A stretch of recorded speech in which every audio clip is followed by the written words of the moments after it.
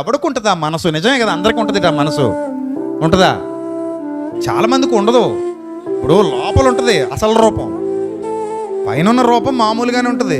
ఈ జాలి, దయ, కరుణ, ప్రేమ, ఈ ఇవ్వాలనే కృప, తలంపు లోపల ఇక్కడ నుంచి రావాలి. అది దాన్నే ఔదార్యము అన్నాడు. ఏమన్నాడు? ఔదార్యము. కొంతమందికి బిగబట్టే గుణం ఉంటుంది.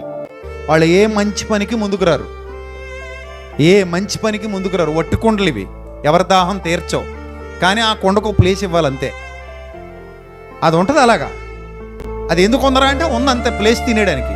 ఆ చెట్టు ఉంది, ఎందుకు ఉంది? ఎన్ని సంవత్సరాలు వచ్చి చూసినా దాని దగ్గర నుంచి ఒక పండు లేదా. ప్రభు చాలా బాధపడ్డారు.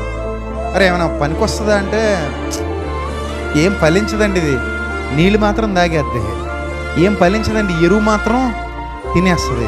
ఎన్ని సంవత్సరాలైనా అట్టనే ఉంటుంది. అప్పుడు ఎలా ఈ భూమి వ్యర్థం. ఫలించే గుంపులో ఉండాలి ప్రతి మనిషి. నీ వలన ఏది మంచి అది జరగాలి, ఏది మంచిదో నీ బ్రతుకులో అది జరగాలి. అంతే తప్ప మేము ఉన్నామంటే ఎందుకు ఉన్నాం? ఒక పర్పస్ ఉంది మన జీవితానికి. పని కట్టుకుని పనికిరాని వాడెవడు ఈ లోకంలో పుట్టడు. You have a purpose. ఒక పర్పస్ ఉంది. దేవుడు ఒక ప్రణాళికాబద్ధంగా నిన్ను నన్ను పుట్టించాడు ఈ లోకంలో. వ్యర్థంగా పుట్టినవాడు ఎవ్వడు లేడు. ప్రతి మనిషి జన్మకు ఒక కారణం ఉంది, ఉండి తీరింది అంతే.